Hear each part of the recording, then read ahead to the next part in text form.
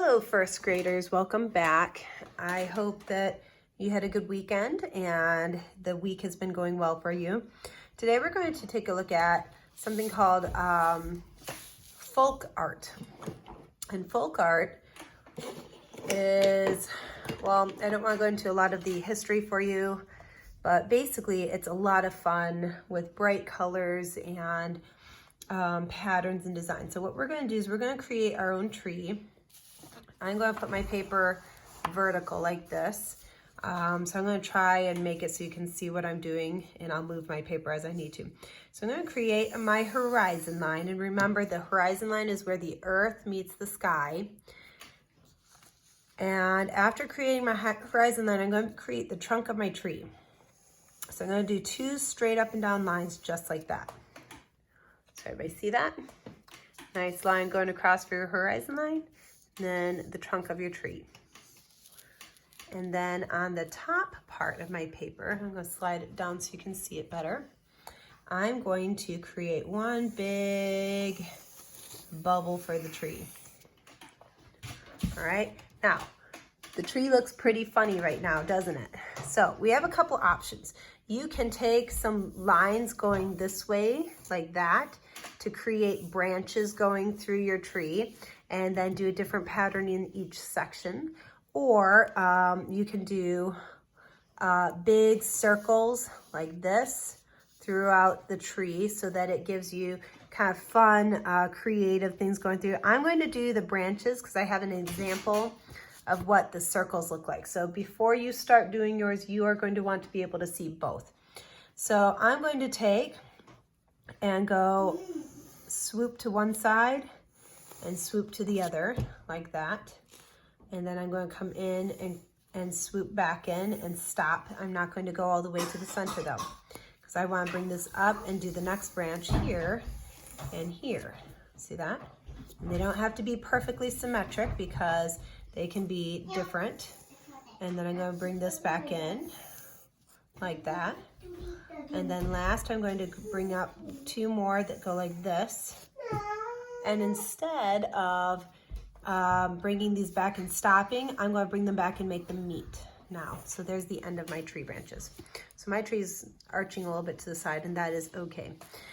So what I would do now is create using markers or crayons, whatever you have available. I'm going to create fun patterns in each one of these sections that would give us this really bright colors. Folk art is really famous for not using the colors you normally would use in a given plant or tree. They use really bright, fun colors like orange and purple and yellow in their trees, and you wouldn't normally see that. So I'm going to go in. It looks like I need to buy some more markers. I'm going to go in and color in between my lines. And then maybe another section I would be doing circles. So I'm going to do this, and each one should have a different pattern. So this is one option, and I want to show you, my daughter Hannah helped me with the other one. What we did with this one, I went and did circles instead, and each circle had a different pattern. This is fun. This is fun because you can create some of them to look like flowers or just funny designs. Really nice and neat. And then you can have a little fun with what you do down here. So we gave it orange grass. Hannah helped with making some hearts at the bottom. We put in some flowers.